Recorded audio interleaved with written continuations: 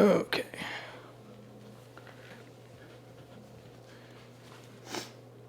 A little bit more presentable. Let's go ahead and start a game.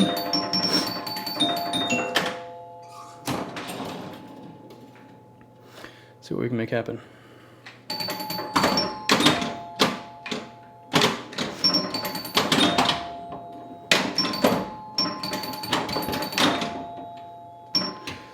Not great.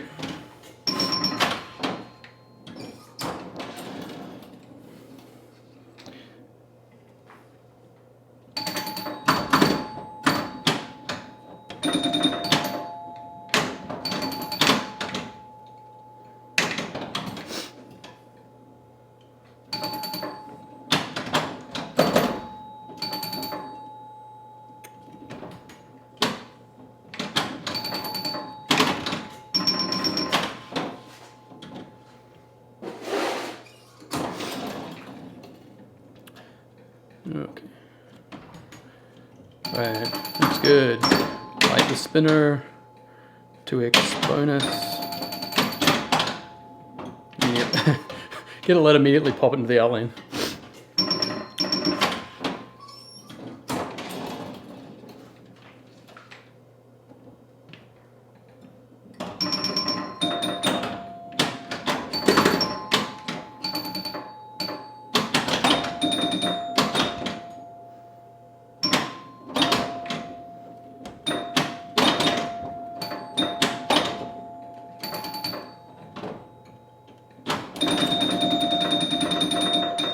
Love that spinner.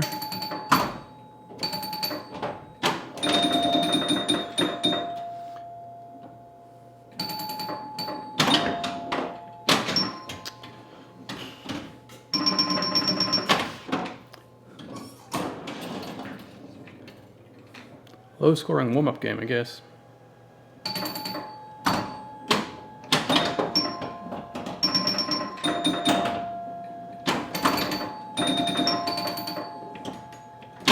And it walked itself out.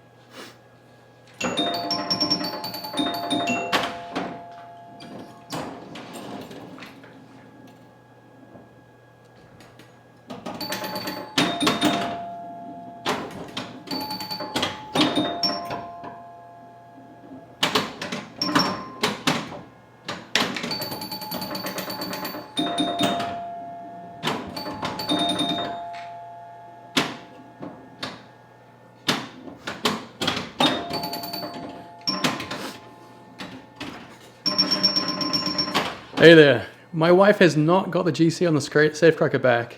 And to make matters worse, I had to go at it this afternoon, and now she is number 2. Because I couldn't beat my daughter's score, but I did beat my wife's former best score, so she's even more irritated now. She's got some work to do to clear our names off the leaderboard, so.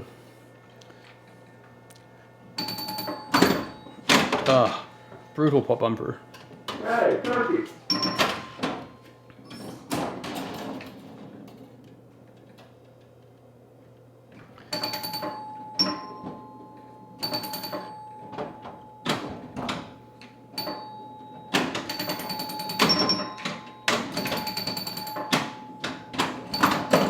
Oh, come on. Try and get that spinner lit.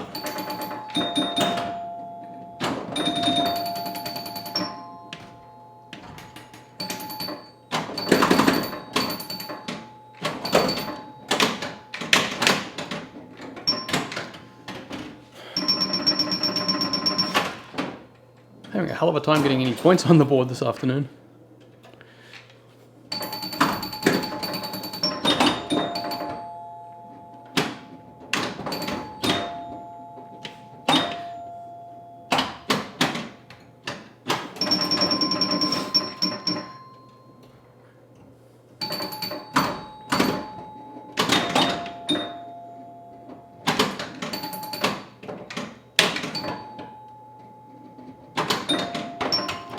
Well.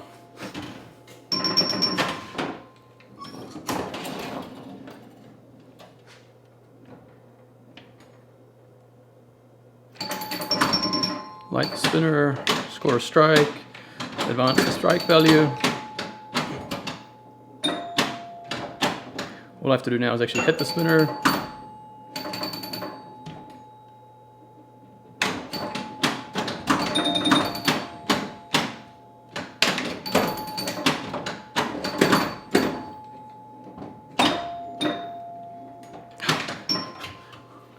Just hopped over the top of the slingshots into the outline.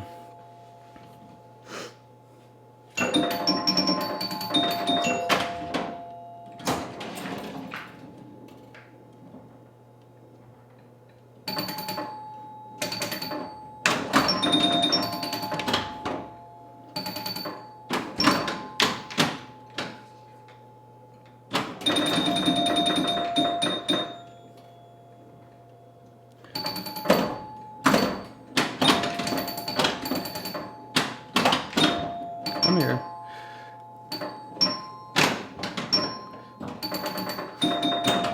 Need to light the spinner and advance the strike value because that saucer is worth a whopping 500 points. If I advance it, I can get it to be... Of course, as soon as I advance the strike value, I will never hit the saucer again.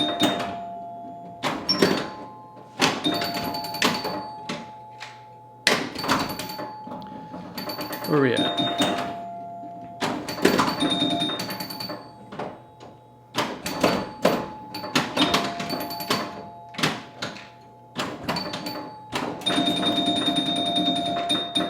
Come on, B lane. There we go. Finally advanced the strike value, and I lit the double bonus, and then promptly drain it. Hooray!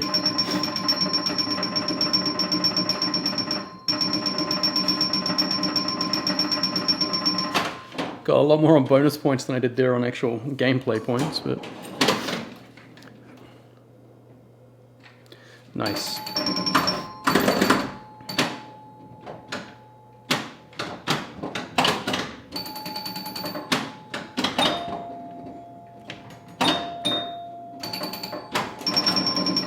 Spinner, good way.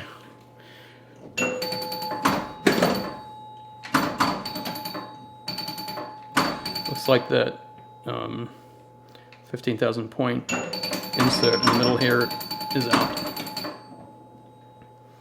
A bunch of the inserts on this game have sketchy sockets, which is pretty typical of Bally games from this kind of period.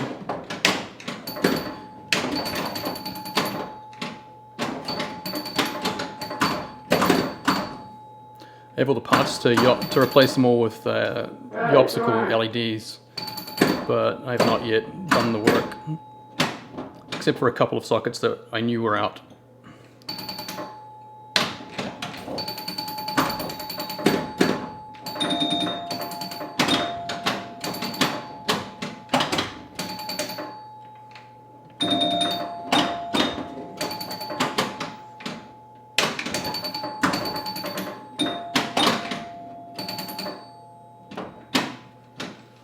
Okay, where are we at?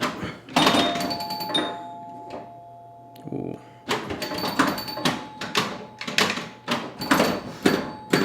Yeah, that spinner. Can't get my timing right on it. Oh, that saucer would be good too.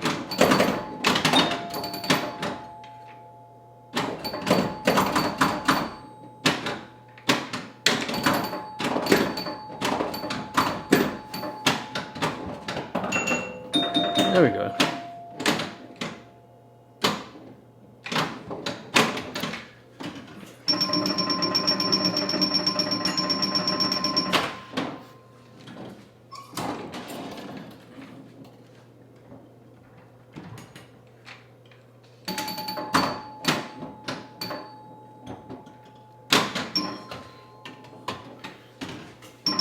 And just hopped out. No points on that ball. Terrible. Terrible showing.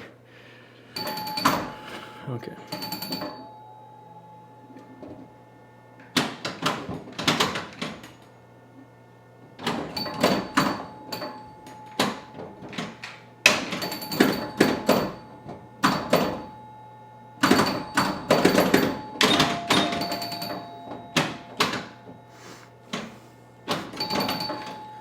mean, that gives me an idea. I should see if I can talk my wife into streaming her attempts to retake her GC from our 8-year-old daughter.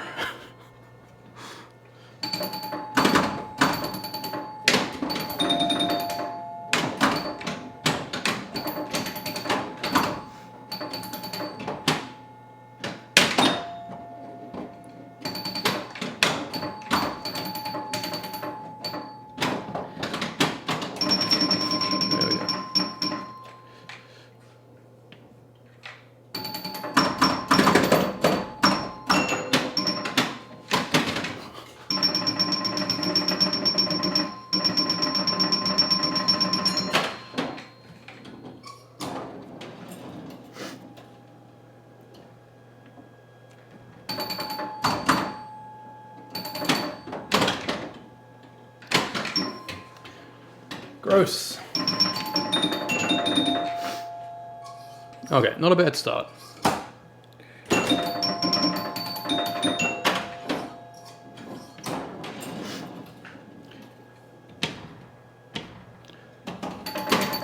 Well, you want to start off with that B lane, especially when it's lit like that.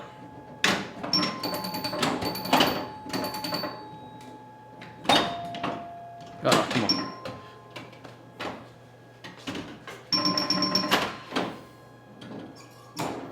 It's no longer lit, so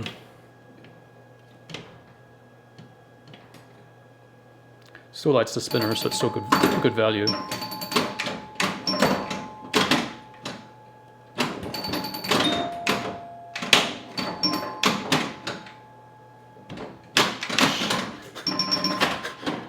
It's not going to dead bounce when it's not moving that fast.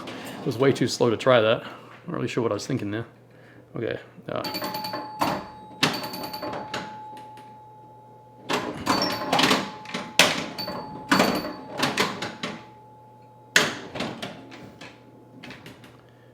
Okay, it's the 2x bonus.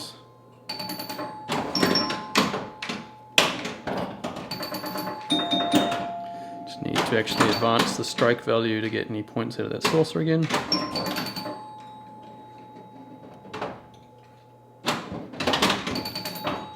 Hey, extra ball.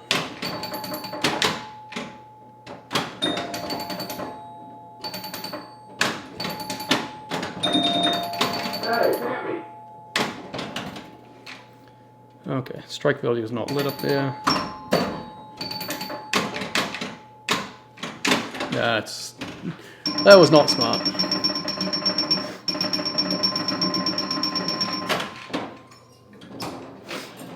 Okay, B lane is lit. Can I get it? No.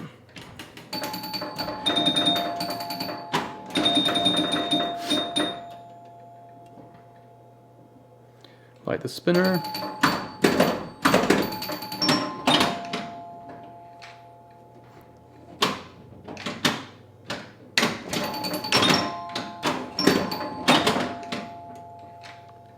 Didn't even register as a spin.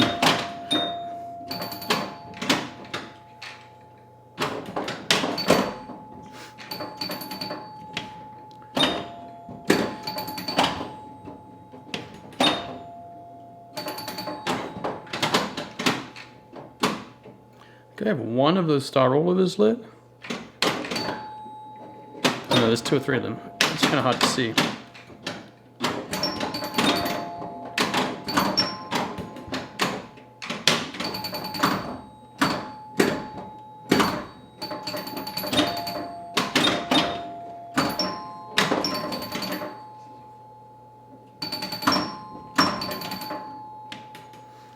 Finally increase the strike value.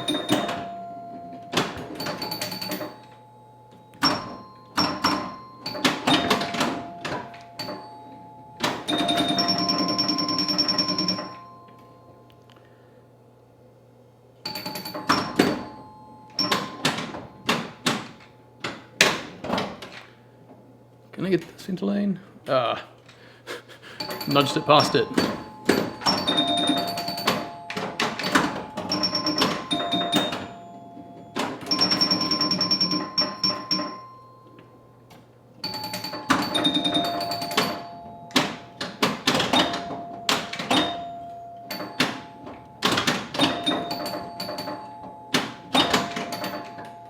S and the E.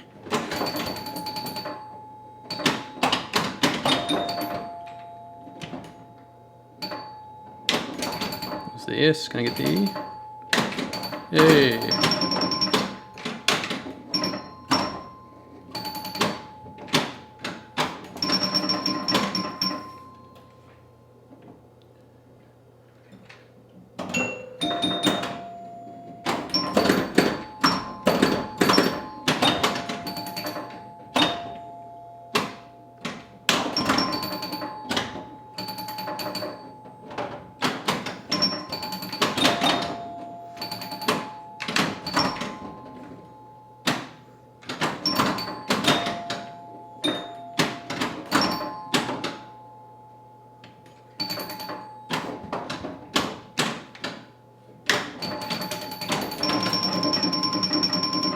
That spinner going. Come on.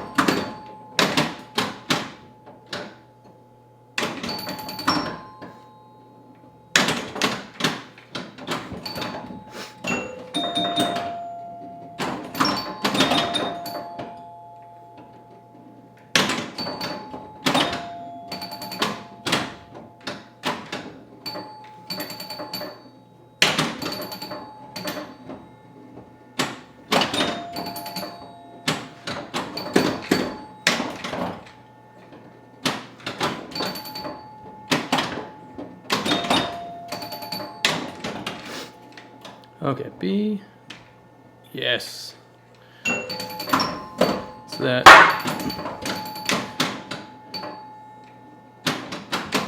increased the strike value and bonus at the same time. And I think I scored a special off the spares on the stand-ups on the right.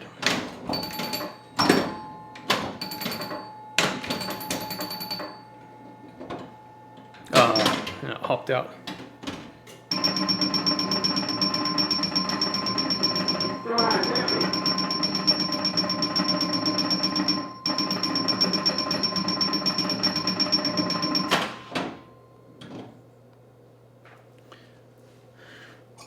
Okay, where are we at? Ball 3.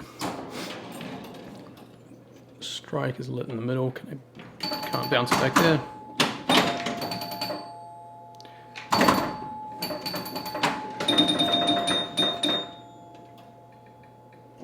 Nice.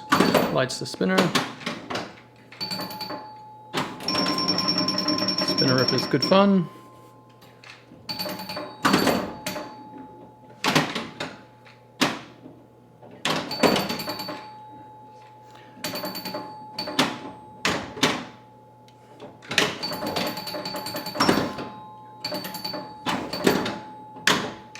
I really noticed previously that there is actually a clear lane from the flipper to the top there.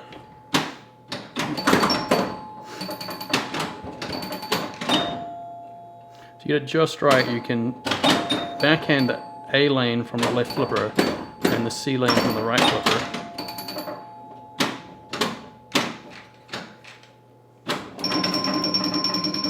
It does have to be very precise though. Okay, let's get it into there.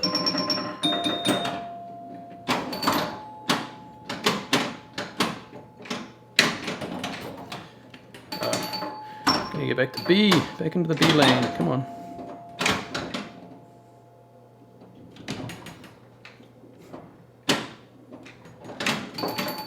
The pop bumper might need to be, not the slingshot rather, might need to be adjusted.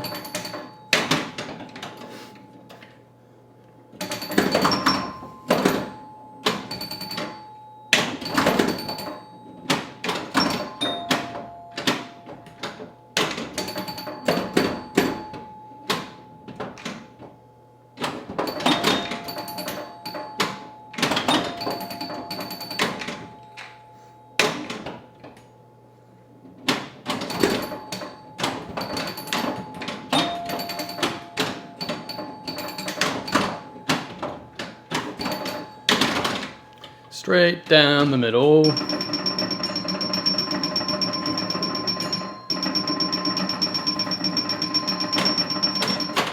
It's a decent couple of balls though.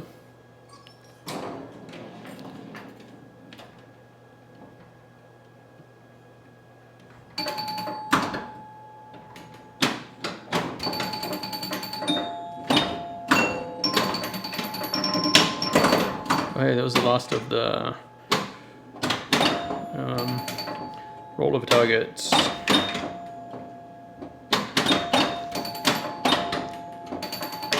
I guess you'd call those the pins, since we are bowling here after all.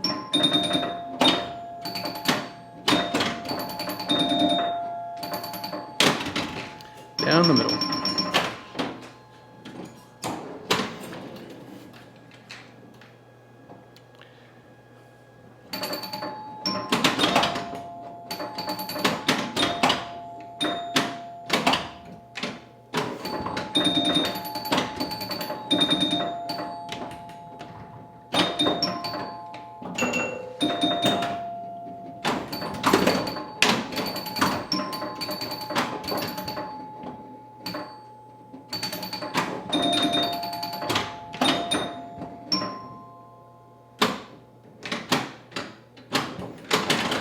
Straight back down.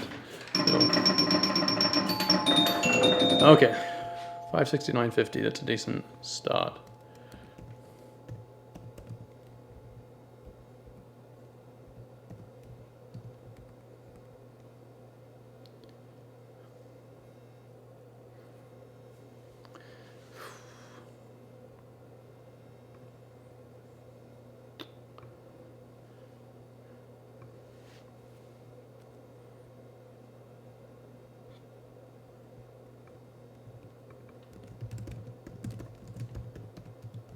Hey, Turkey, come on, get me.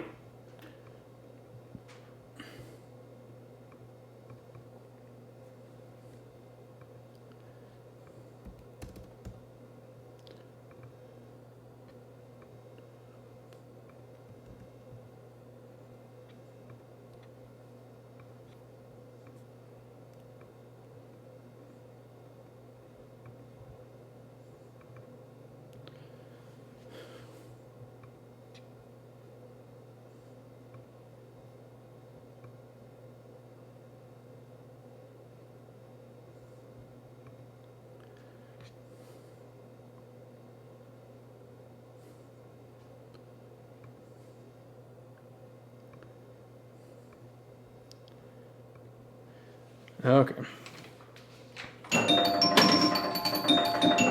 Now we have a target to beat.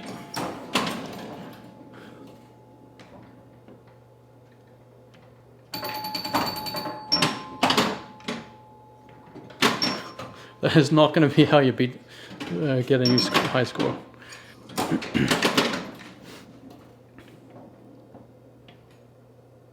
Light the spinner.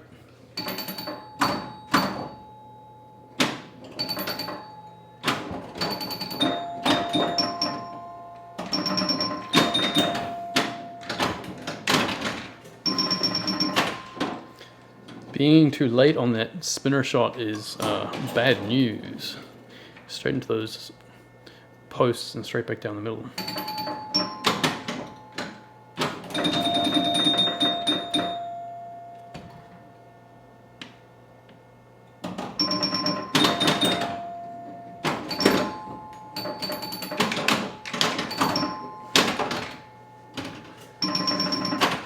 Okay. Need a big ball 4 and ball 5 right here. Spinner's lit.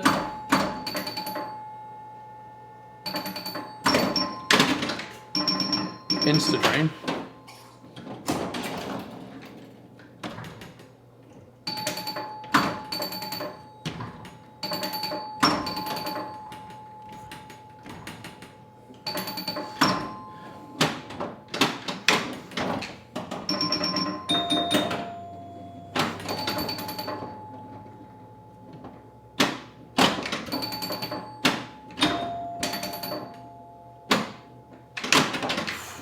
It just floats down the middle.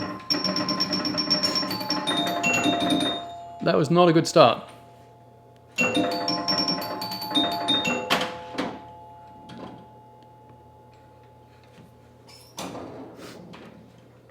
Ooh.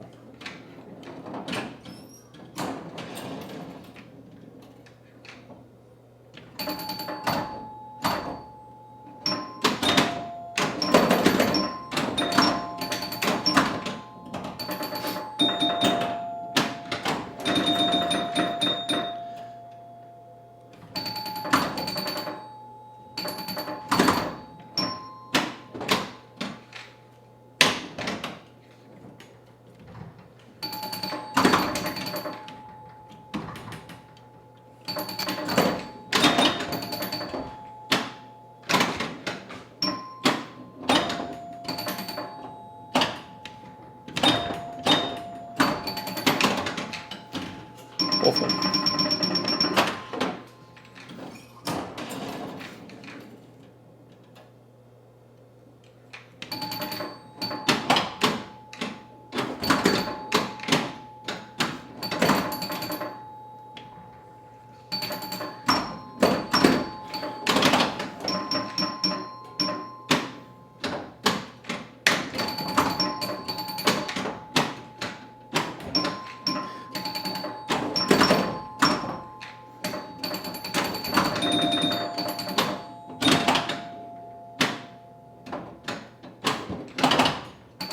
Missing the spinner shot.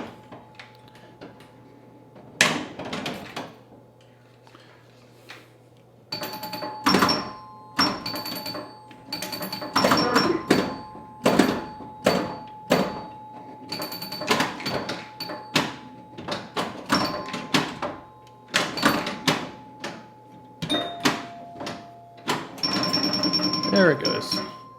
Back into the B. Up over it. Okay.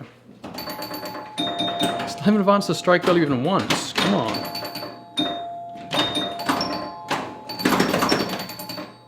There we go.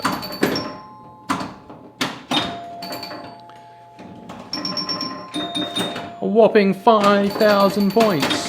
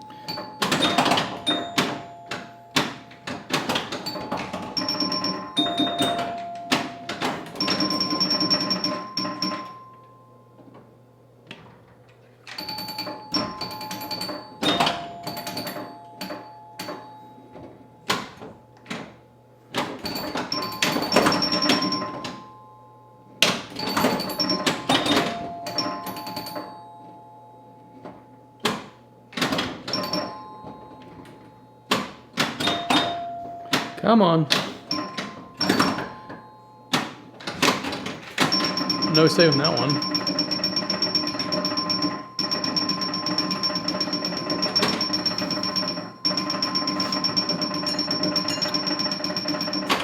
Love the bonus countdown though.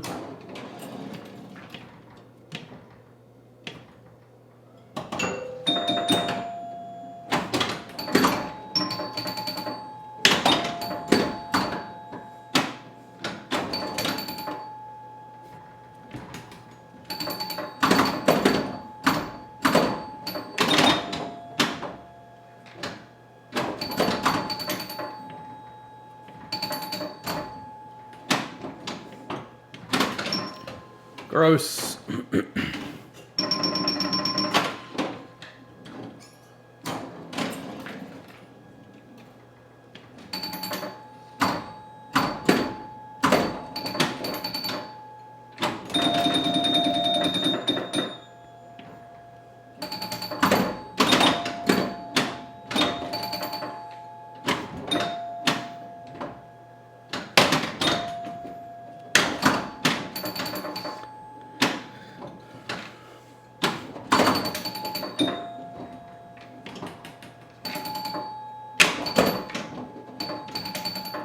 Come on.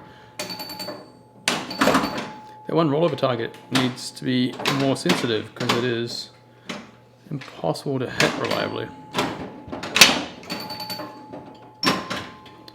And they just wandered into the outlane.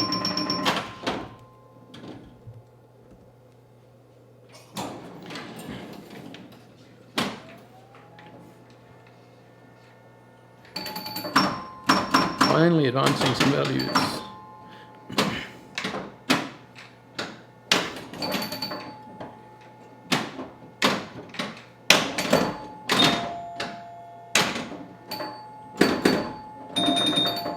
Okay, there we go.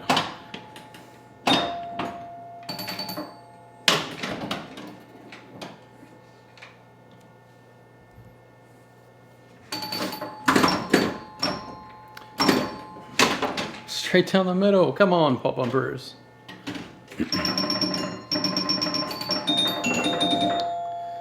Okay, that was a sad one.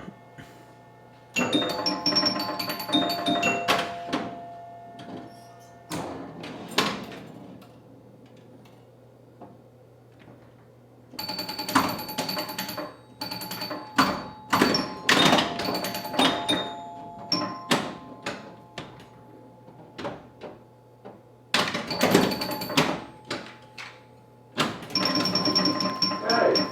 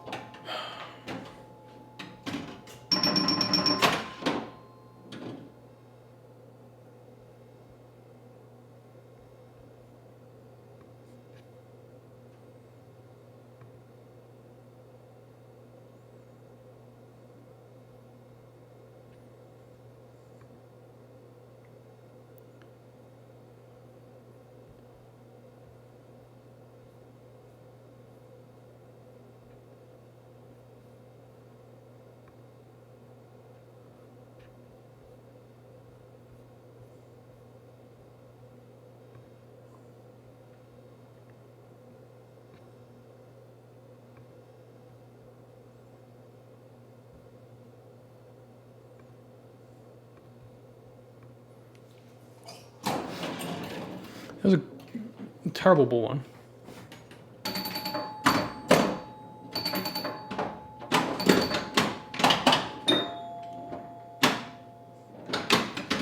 That was just dumbassery.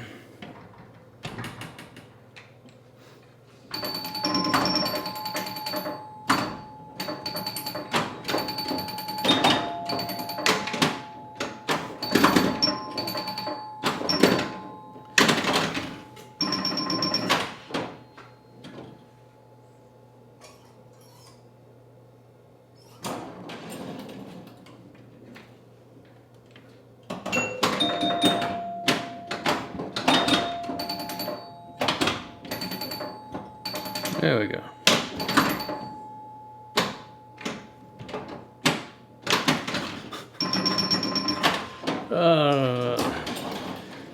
Dead bouncing when it's not moving quickly is a bad idea on this.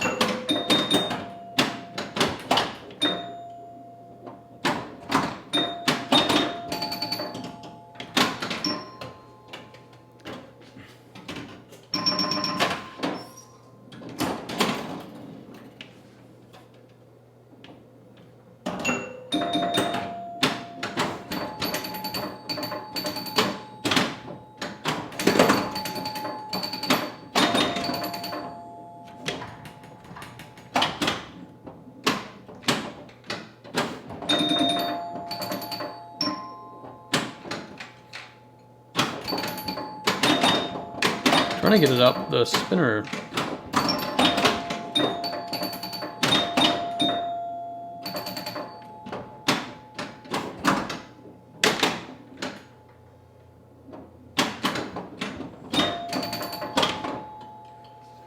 Wow.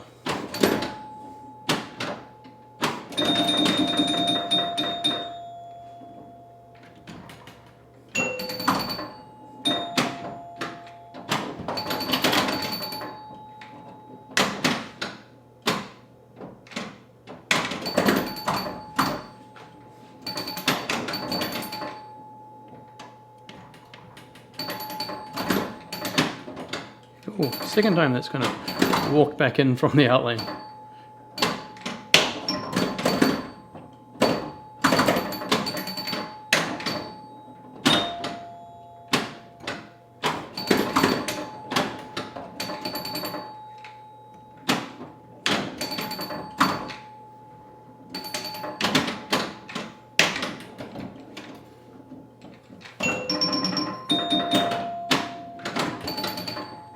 I really not advance the strike value?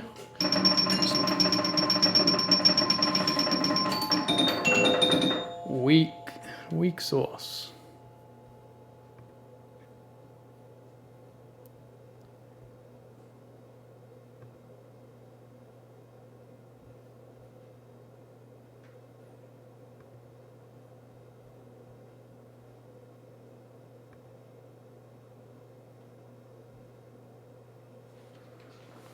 Hit me.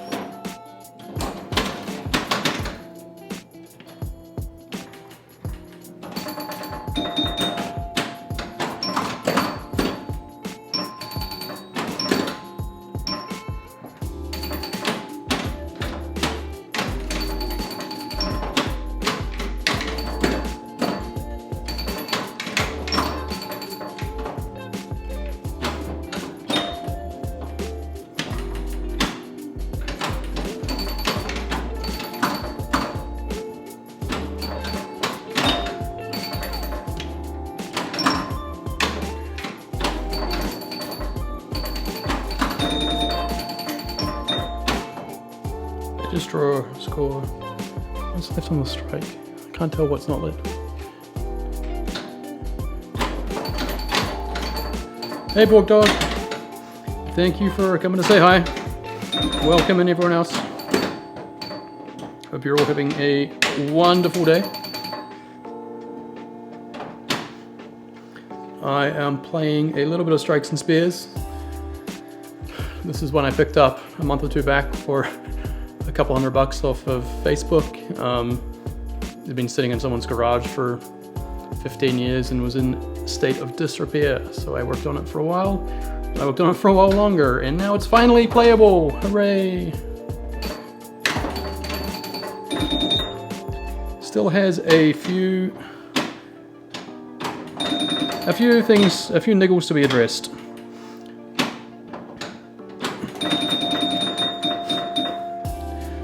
Yeah, I was pretty stoked when I found it for a couple $100.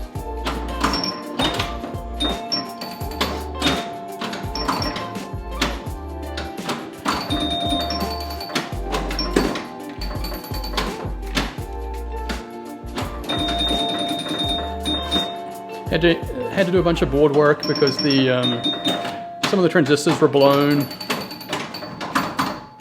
The MPU was corroded, as a lot of games that sit tend to be, so end up replacing the MPU. And my wife and I spent hours cleaning the playfield because it was so much baked in dirt, it was kind of ridiculous.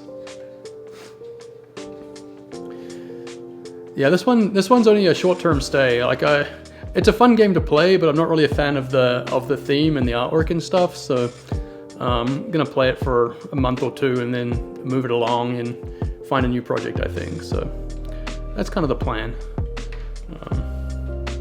But yeah, like I hadn't really played many of the early solid-state Ballys prior to this, and like I'm actually shocked at how kind of fun they are to play.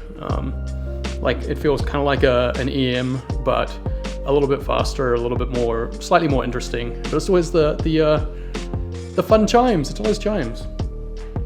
And I was also shocked to find that this one has 4 chimes because I was playing it for a while, and there's a couple of shots where I was like, it's not making any noise, and I feel like it should be making some noise. And it turned out there was a 4th chime, and the drive transistor had blown. So now it has an awesome 10,000 point chime, which is fun. Yeah, the art is very kind of its time. I don't know how I feel about it. Like it just feels like super unnecessary. Like I don't know, whatever. If you like it, you like it. If you, whatever.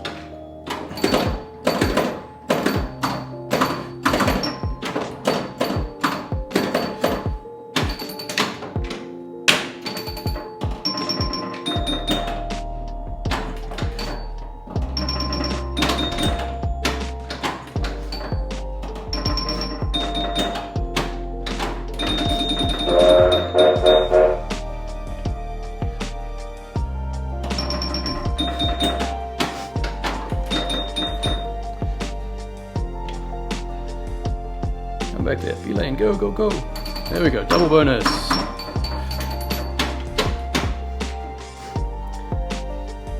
Thanks for following, Piers. How are you doing today?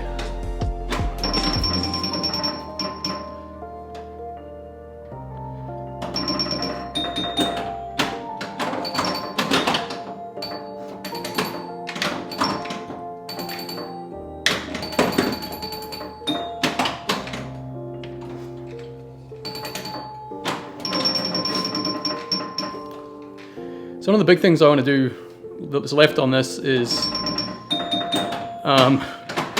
one of the big things I want to do that's left on this is LEDs for the inserts, especially underneath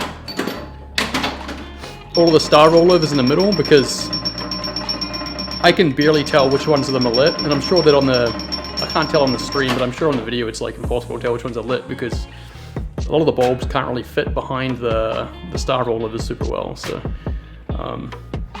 if I have any lights on in the garage when I'm playing, like I can't tell what's going on in them. Right about the play unit on the dealer's choice, the square slipped out of place, the connections were off. Hooray! Play unit. That's a nice easy fix at least. Like nothing's broken, nothing needs to be pulled apart completely and rebuilt. So that's good to hear.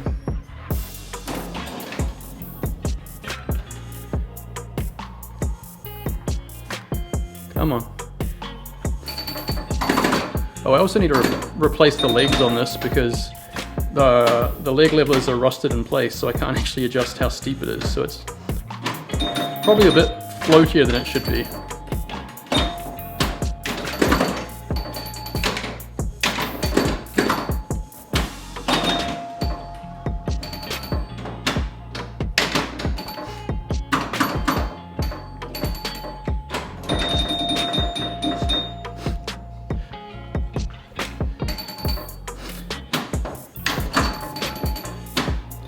Bendy LEDs for the inserts. Yeah, I started replacing there's some sockets underneath some of the inserts that were corroded and weren't lighting up at all, so I replaced them with the obstacles because they are so amazing compared to the horrific sockets, lamp sockets that were in these games. And I was trying to see if I can fit the obstacles around those star rollovers, and it's going to be a tight fit.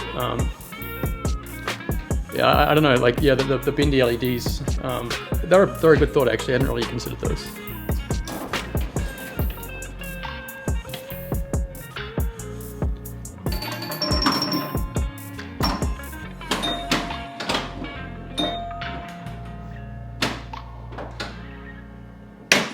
Come on.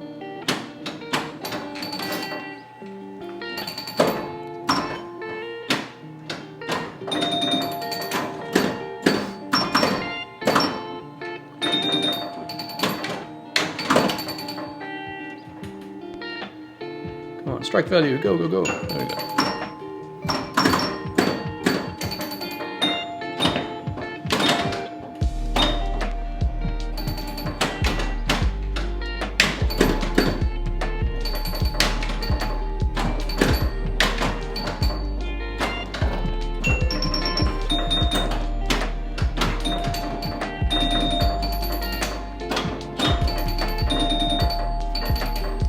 A couple of these star rollers need to be adjusted to be so the switches are slightly more sensitive because they're almost impossible to hit perfectly, but they need to be hit perfectly to score.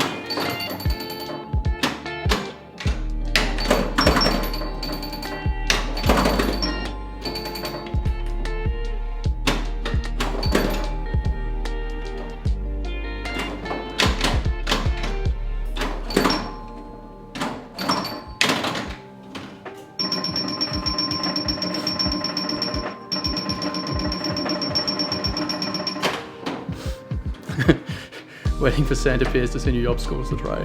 That's fun. Yeah, I've been shocked with how easy the obstacles are to deal with. Like, unscrew the socket, desolder it, screw the obstacle in, resolder it, and you're done. I do hate soldering under the playfield though. Like, especially with the like the common wire for the inserts there's so much kind of like thermal mass there that you're gonna have to put a lot of energy into it to actually get it to break loose.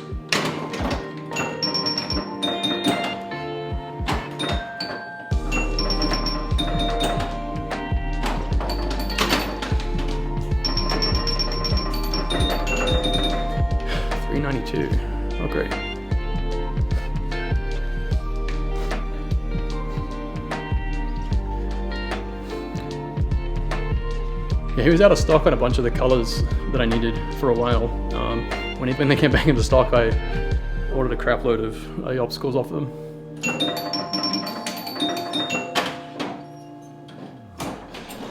I kind of want something similar for like some of the Williams games and stuff that have lamp matrices, and are because my Comet behind me has a bunch of sockets which are kind of getting a little bit sketchy,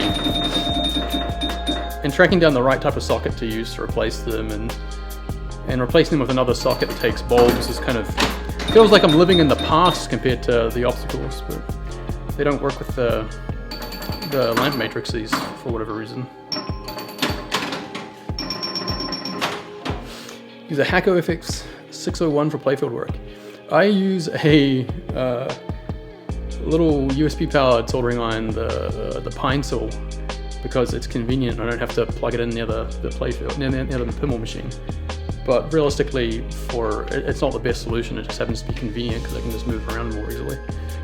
Doesn't really have quite enough power to do the job. It works. It just takes a little bit more patience, I guess, is the key.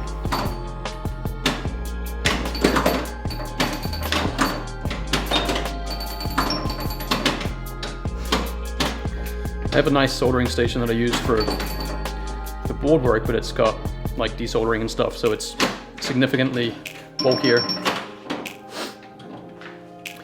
Talked to Yob about that. He found you can use them in other games. I saw some discussion about it on a Pinside thread, and it wasn't clear to me what the story was. I could always message him, I suppose, and see what he has to say. It's not immediately clear to me why they wouldn't work, because I mean, after all, like you're just replacing a bulb, and you can replace LEDs into the lamp matrices. So it may just need like different resistor values or something like that in order to light up enough, or I don't know.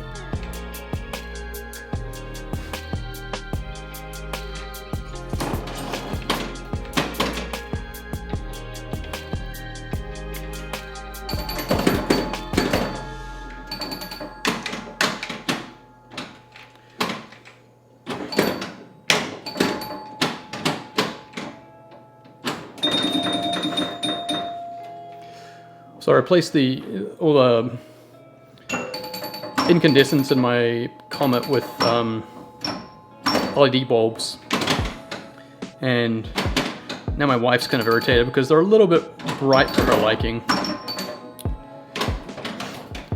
So I need to, and that's kind of one of her pet games, so I need to probably replace some of them with either dimmer ones or something like that.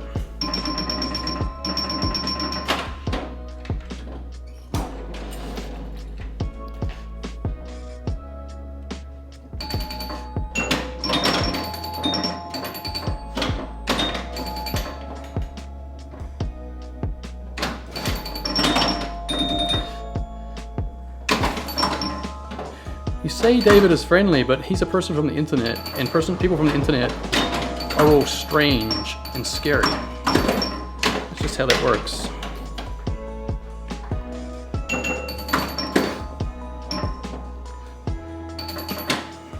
But then I guess you have to balance it with the fact that like most pinball people tend to be very nice people, so maybe that balances out.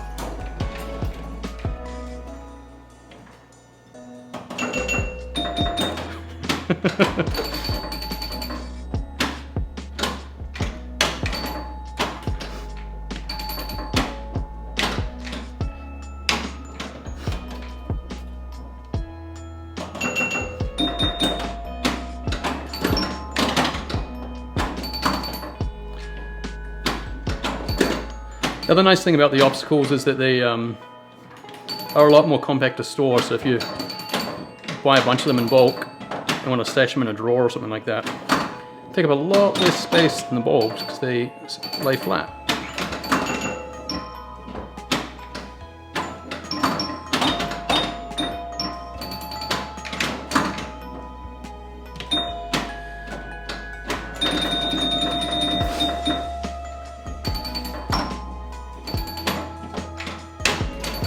Oh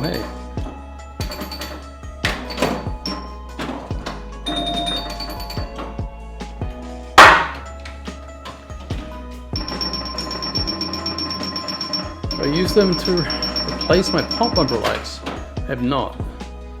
I think when I did it, I tried to put LEDs in the pop bumpers here because when I got the machine, the pop bumper camps two of them were melted out from the heat of the incandescents that were in them before. But I was going to put LEDs in them, but they were too tall, so I just put some incandescents back in them. So you can snip off the obstacle to shorten them, to make them fit. Is that what you mean? It's an interesting idea.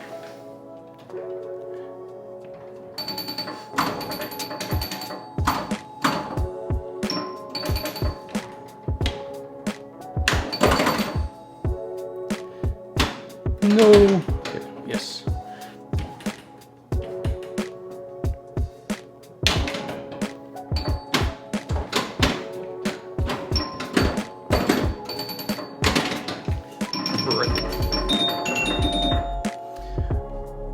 Oh, that's super interesting. That's a good thought. I hadn't even considered that, but it's interesting.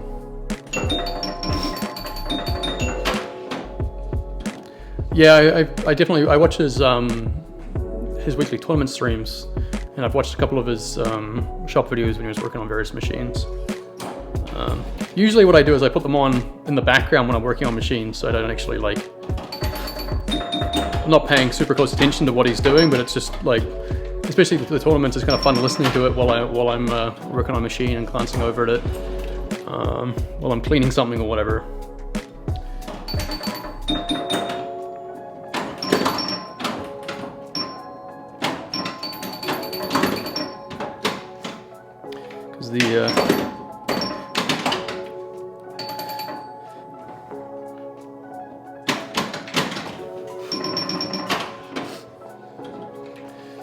I haven't watched any of Joe's classic video games in a while. I watched a lot of them. I think I mentioned to you last night that that's how I kind of got interested in I was like, oh, I can actually get a pinball machine and make it work if it's not already working, especially an electromechanical.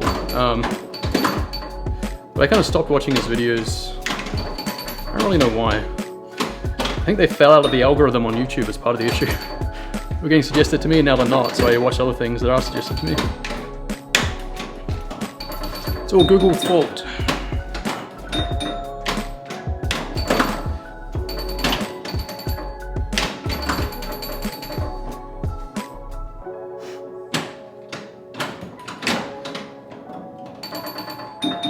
Need to advance the strike value here because this is not scoring anything.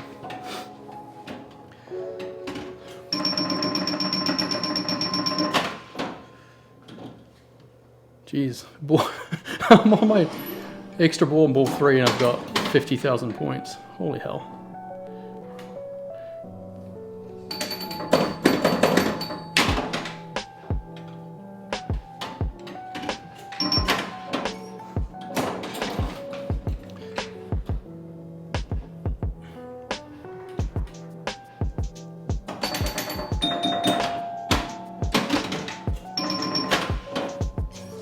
Also kick out was kind of brutal.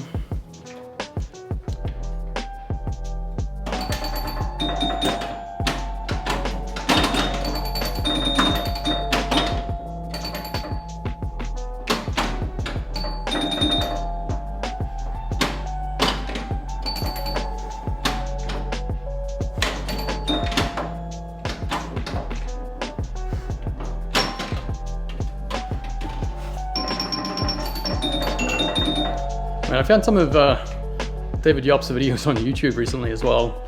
I don't even know, they just recommended to me, and his videos where he's screen printing his Grand Prix to get the paint, the ink back on the inserts in the front there, and it's that's a very intense level of pinball restoration compared to what I do. It's all that work involved in doing the screen printing and the kind of I don't know, it feels once you start putting the ink on, it feels like a pretty scary process.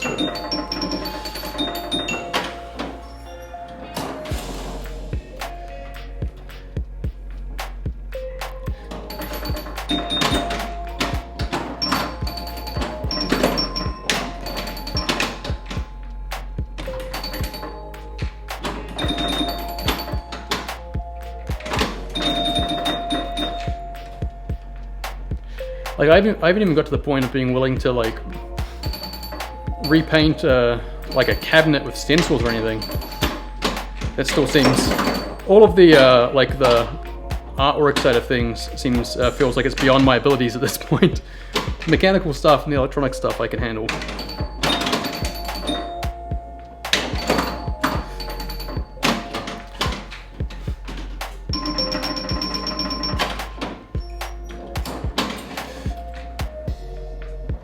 Oh, come on, B lane, B lane.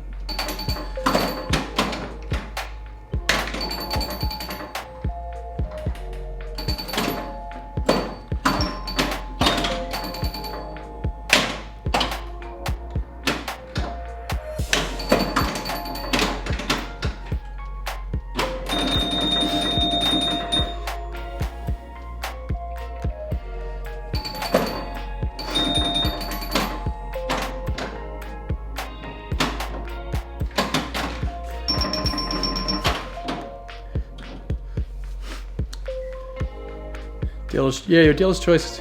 The hot pink on it is it does seem tricky to match.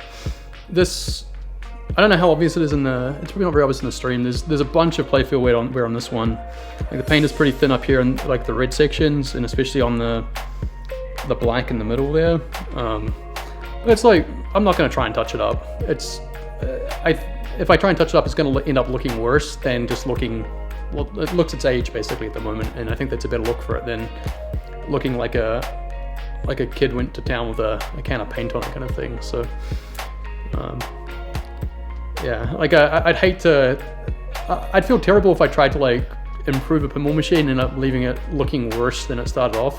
And yeah, that's, I need to find something truly crappy to actually like practice on to get some confidence and build some skills before I try something that was in like okay-ish condition to start with.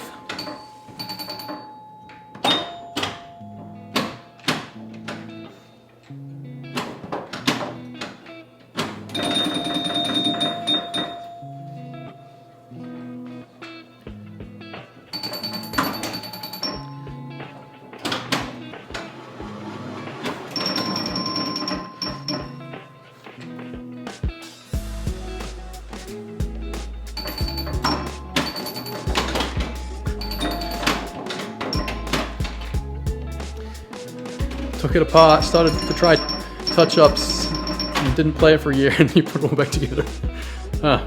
Yeah, that's the other risk as well. You pull it apart, and then you find other things to work on, and then you just don't have a pinball machine that you can play. You could be playing this entire time rather than having it sit disassembled.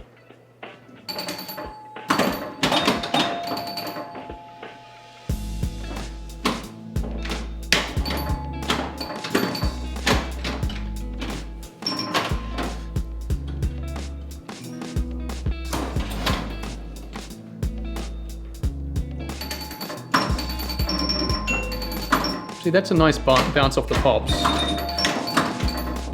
Somehow it managed to advance the strike value twice, but of course I can't take advantage of it instead of restraint.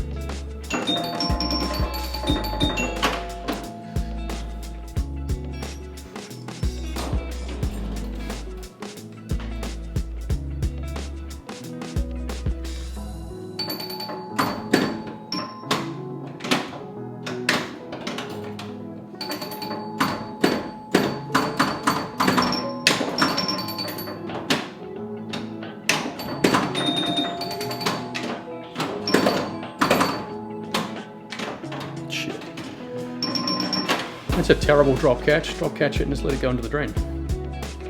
Yeah, I have a Twilight Zone that has a bunch of cabinet wear on the head, and someone looks like they've touched it up with like a Sharpie or something. I'm thinking that might be one that I'm comfortable with doing a little bit of painting on, just purely because it's hard to leave it looking worse than it currently looks with the Sharpie touch-up job. So.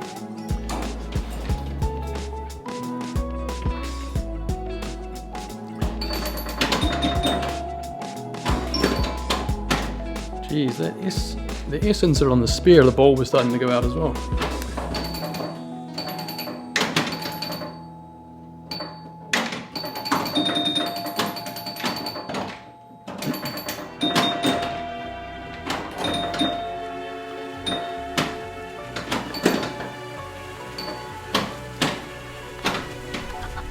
Yeah, you're right that nobody looks at the head when they're together. That's why I had to look over to figure out which machine it was. I was trying to figure out. I knew it was one of the two machines. I picked up two machines on one day, and it was one of those two machines. And I had to remind myself which machine it was.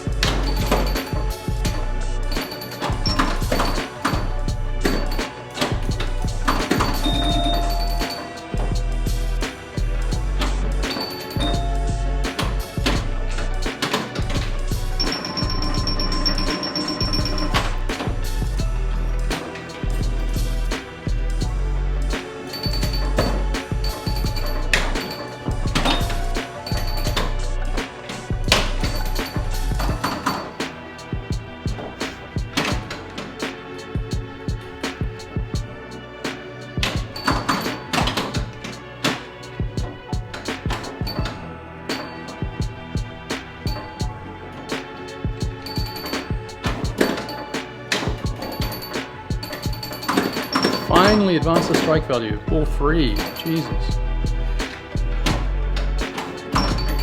This is not some quality pinball today.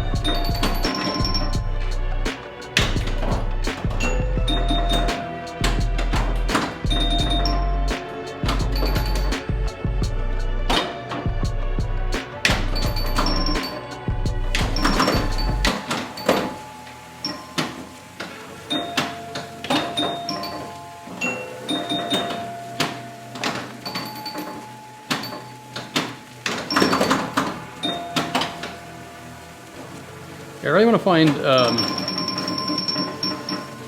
another project machine now that I'm like 90% done with this one. I just wrapped up this one and Williams Strataflight electromechanical, which I bought months ago, and I did like 90% of the work on it 6 months ago, and then I finally ran out of space for pins, and I realized I should probably clean it up and sell it. So I finally finished that one off over the weekend, and hopefully it'll be going away later this week. So I need something to take its space, something to work on. I go through phases when like I really enjoy playing pinball, and then phases when I can't be bothered to play pinball, and I'd rather just work on pinball machines. So.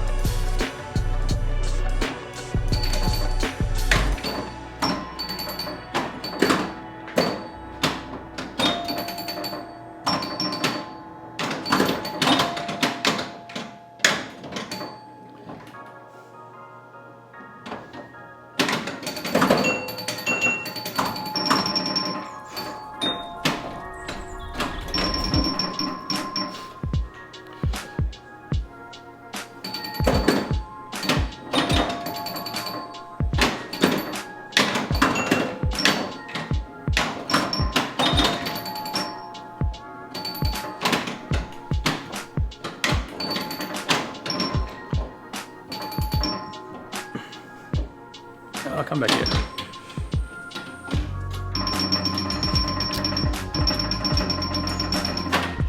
Am I a Patreon supporter of Canada Pinball Podcast? I do not listen to any pinball podcasts because I do not understand how podcasts about pinball can be interesting, given that pinball is such a visual and physical kind of thing.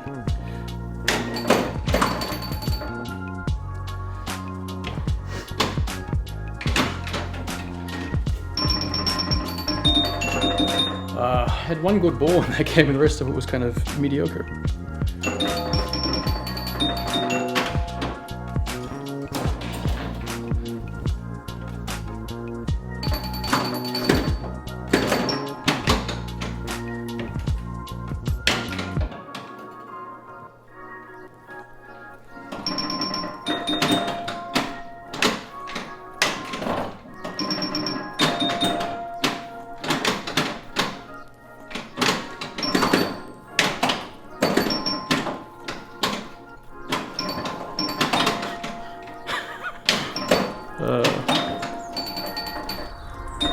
I have seen some of the drama around that podcast and like the whatever those awards are called for podcasts and streams and stuff like that, but I don't know. I used to find internet drama amusing and fun, especially like the manufactured stuff, like years ago. But like, I don't know. I'm pretty sure the people involved were actually like full-grown adults acting like children. So I have actual children I can watch act like children if I need to.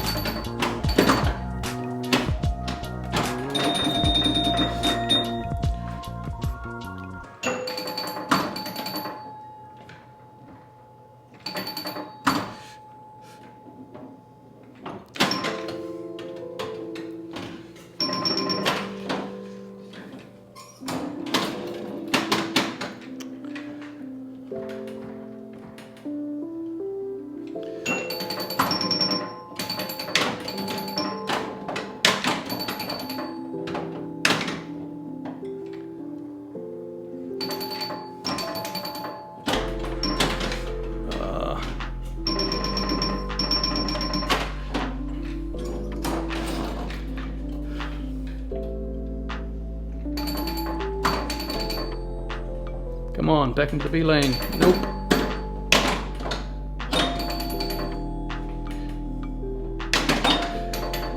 Yeah, I'm really hoping I can find another late 70s, early 80s Bally or Stern.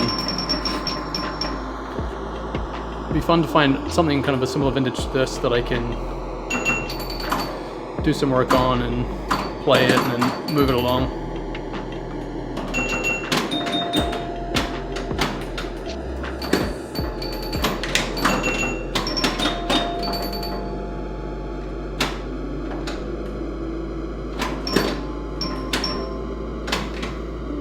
These slings need to be adjusted with this look at it.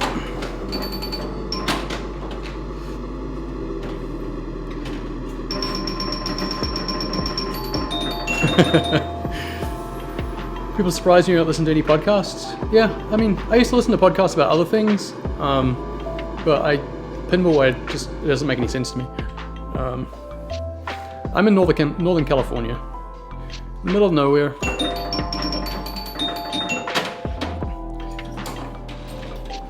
Nearest place to actually go and play pinball, like on location here, is about an hour and a half away, which is a total bummer.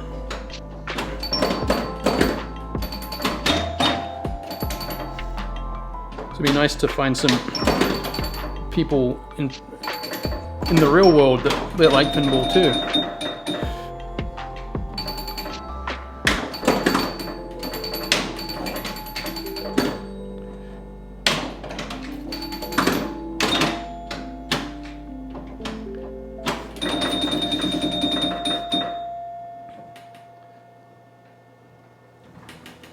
Yes.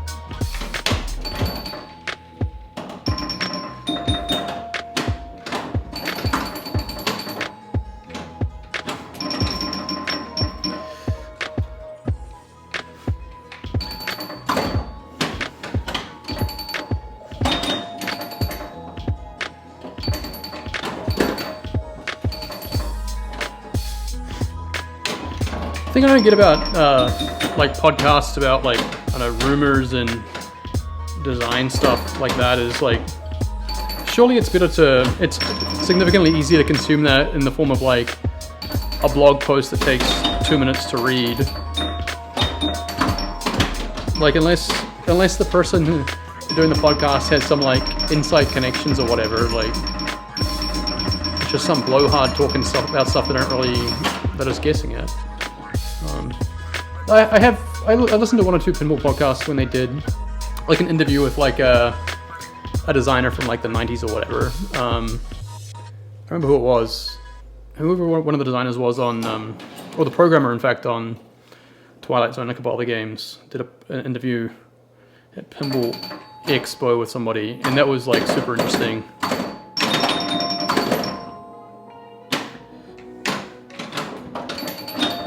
Like, interviews I could kind of see the value in listening to.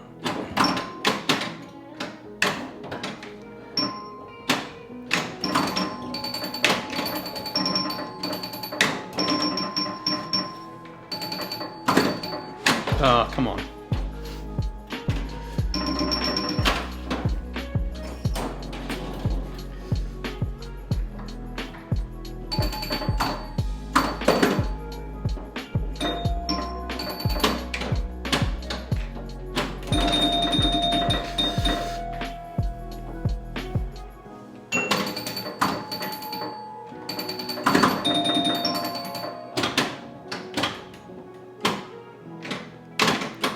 Jesus. That was almost drained by stupidity, instead I drained by bad bounce.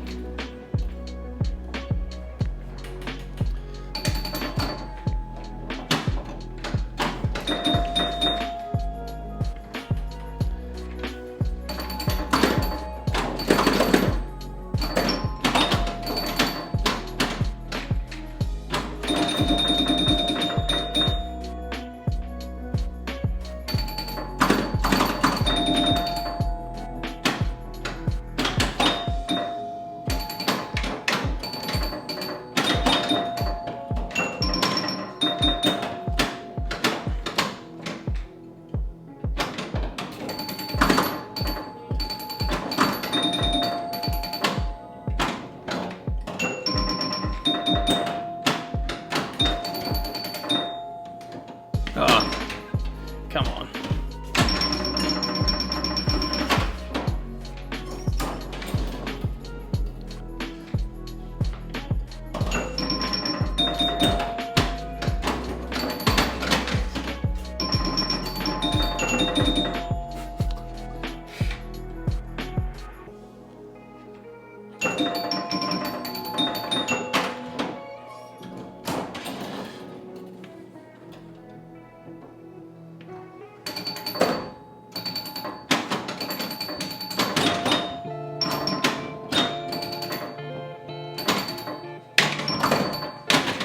Come on.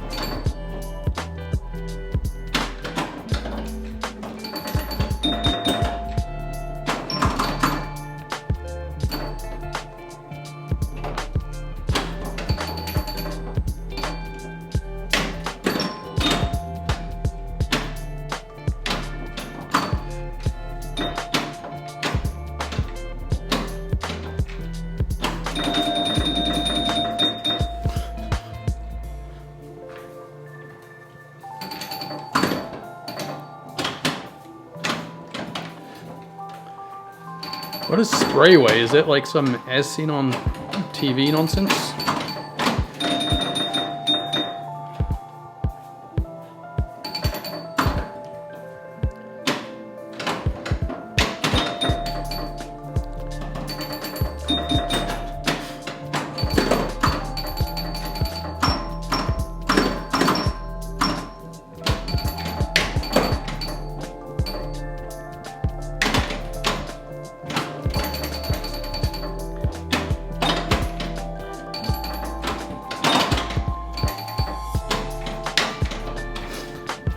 world's best glass cleaner.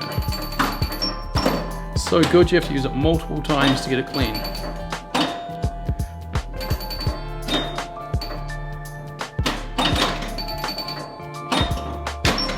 Hopped out.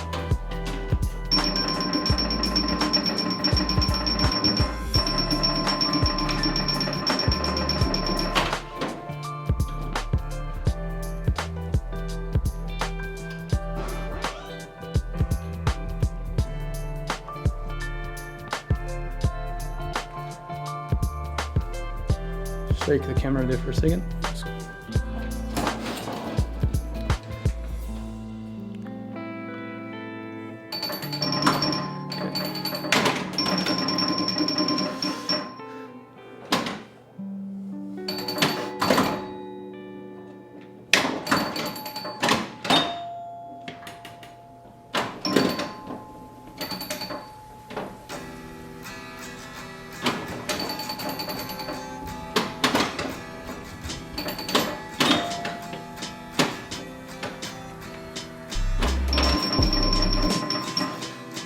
You need to tweak the spinner on this. It doesn't really keep spinning like I would like.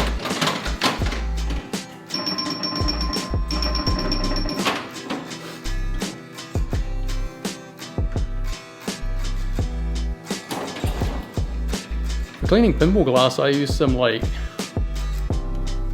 absolute bargain basement ammonia-free glass cleaner that my father-in-law bought for me because he couldn't stand how filthy my truck windshield was when he was in the truck with me and I stopped to get gas.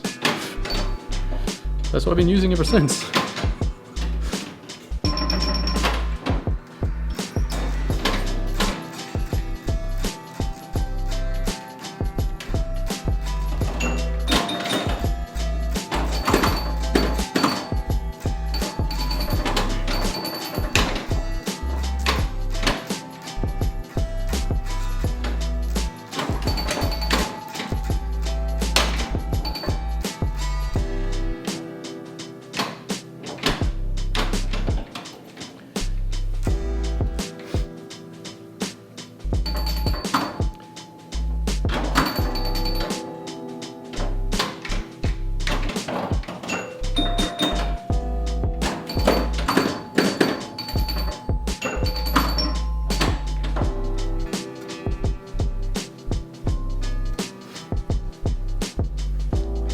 Yeah, in theory, like the Invisiglass and stuff, you're not supposed to use ammonia cleaning product on them. I don't know if any of my games actually have the Invisiglass on them anymore. I had a Houdini at one point which did, which is why I stopped using it.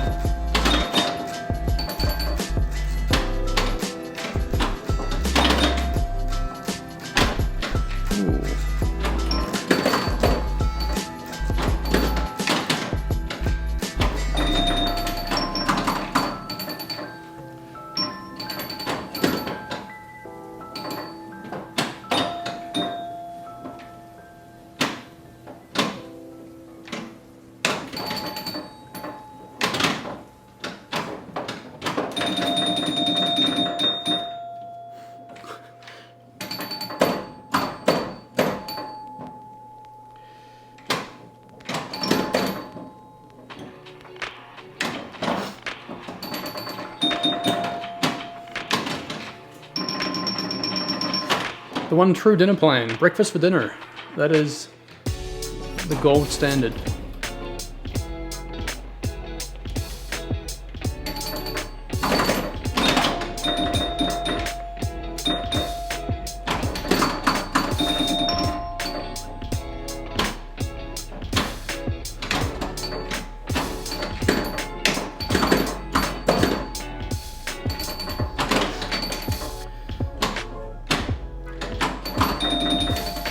Problem with breakfast for dinner is then you've got to figure out what to make for dinner for breakfast tomorrow.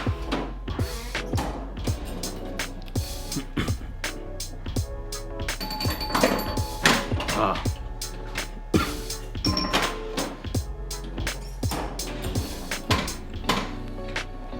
What a trash game, come on.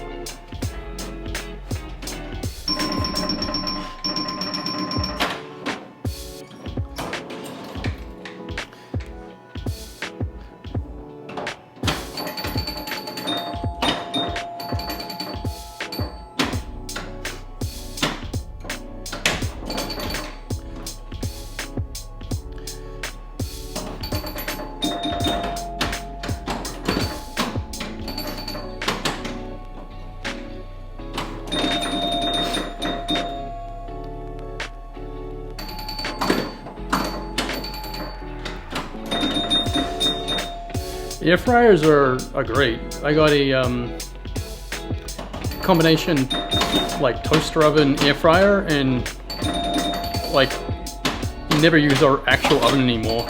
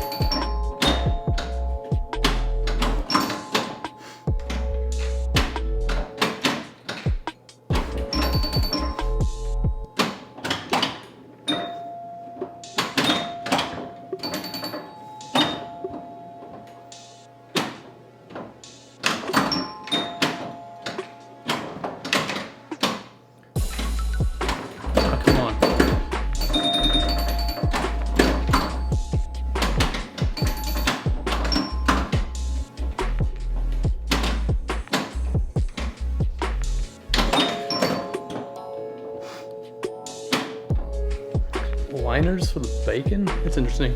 We just do ours on foil. Just put some tin foil in.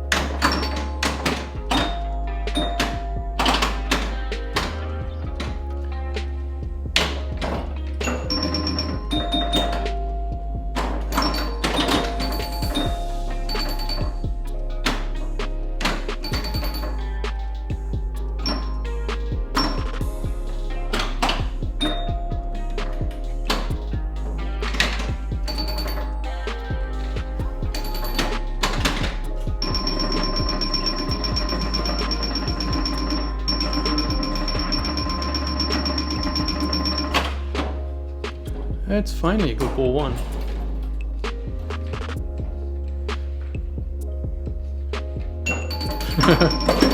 Have a good one, Piers.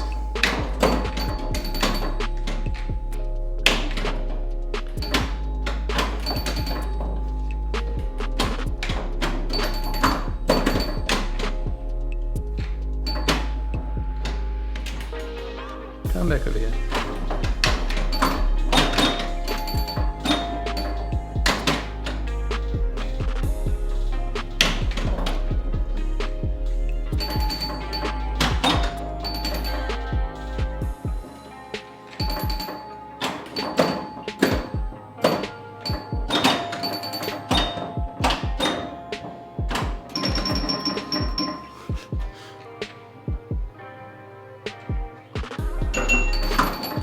You fancy people with your fancy emotes.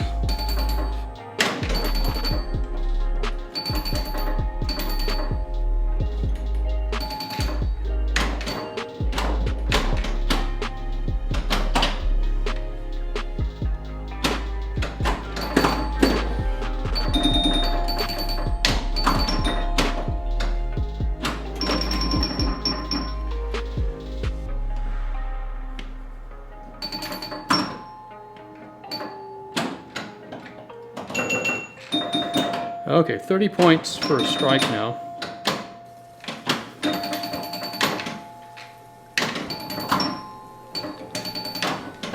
£30,000 points. Let's just spam the saucer, I suppose.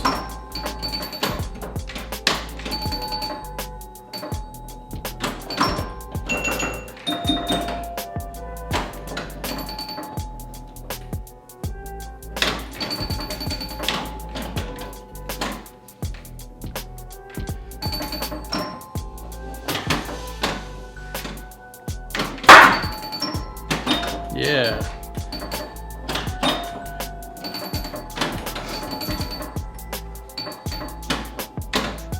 I want the special scores on this game, but I think it's just a loud noise.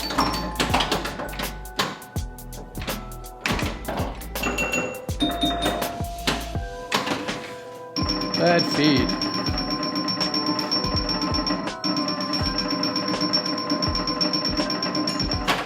Okay. That is a great ball too.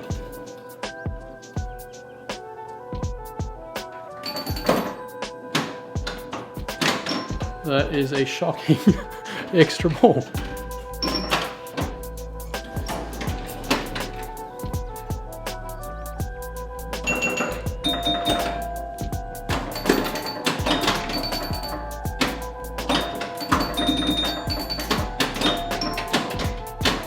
Rocket into the outline.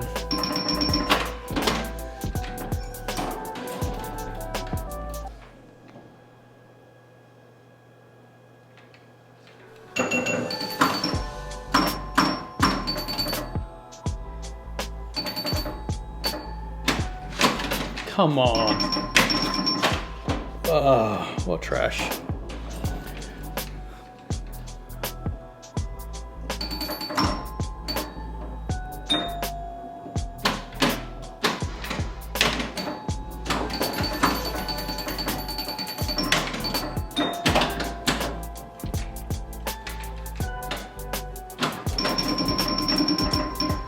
There we go.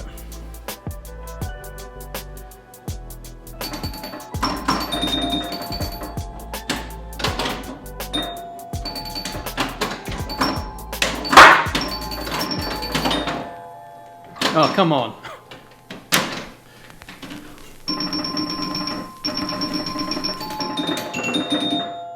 Okay, new high score for the day at least. Only barely though.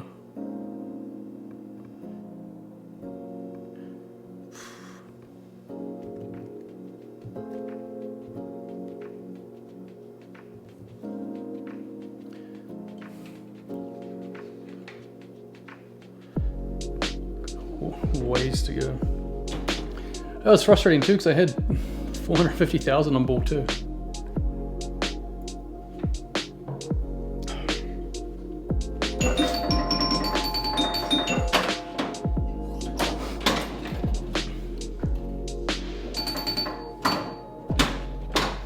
the 980,000 was like the second or third game after I got this thing working again, before I had any idea what I was doing. So like now that I know what I'm doing, like of course I'm aiming for things and I can't possibly beat that score again.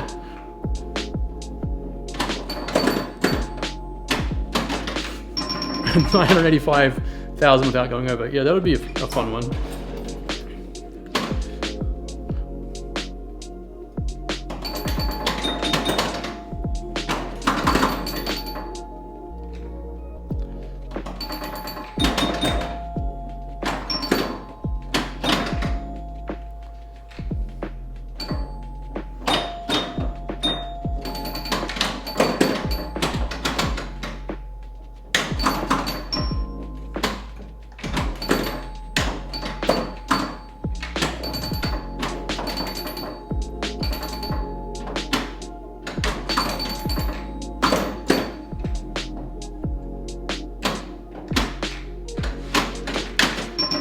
That was dumb.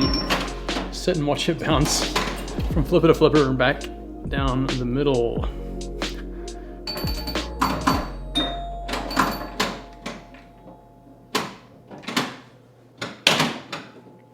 I always expect them to have slightly more bounce, and they did bounce off the flipper on these, but I think there's just enough play in them that it's not really safe unless it's coming full speed down from the top of the playfield.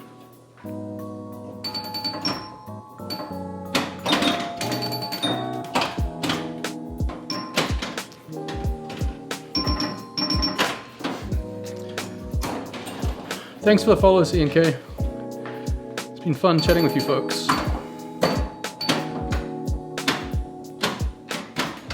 I keep seeing you around like a bunch of different streams lately, I'm pretty sure. You're on watching the Fox Cities tournament stream earlier this weekend as well.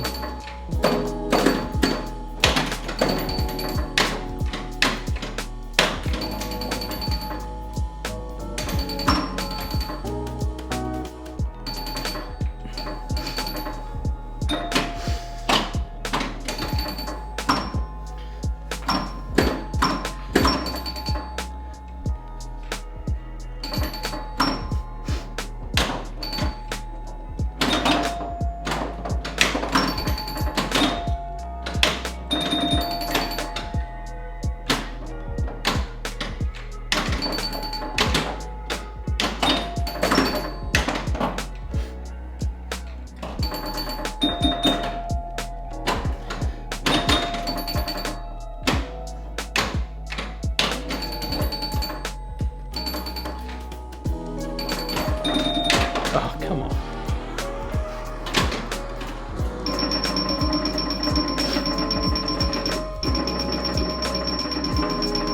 At least I crawl past 100,000 on the bonus. Okay, last game. I just got word that my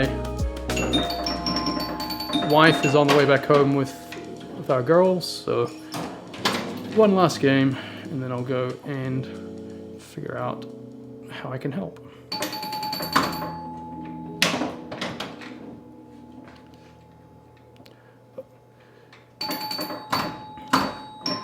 Fox Cities has, like, the tournament stream, they have a very interesting mix of like older games. Like, it's so much more fun to watch tournament streams that have like some electromechanicals and so like a bunch of solid state and DMD games than like a stash of like modern Stearns or whatever.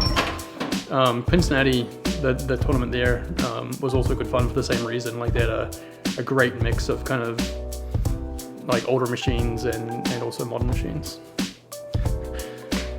I've seen mention of the $5 volley thing, but I don't really understand what's going on there. I assume it's just wagering on volley. I don't really know.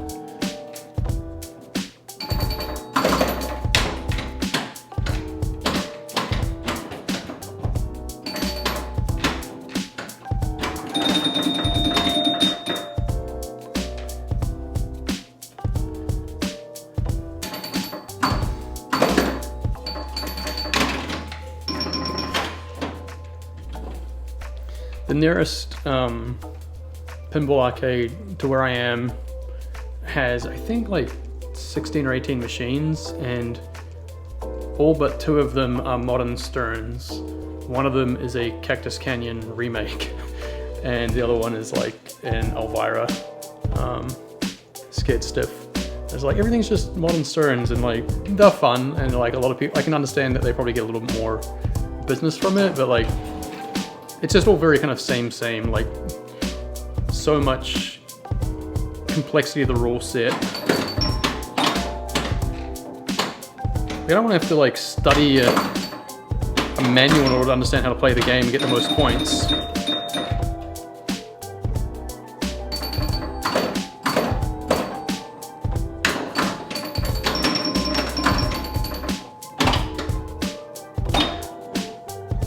Let me rephrase, I don't want to always have to study the manual. I do enjoy doing it for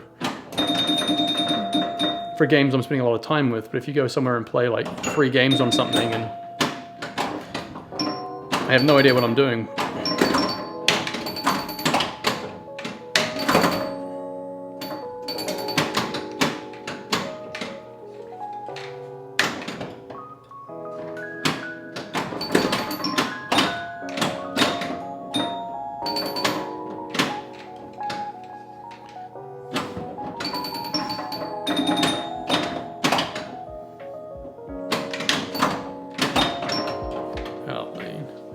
So 1 ball high score sets the score to beat. $20. That's pretty fun. That's a very interesting format. And I guess volley is it feels like a very high randomness kind of game, like lots of chaos going on.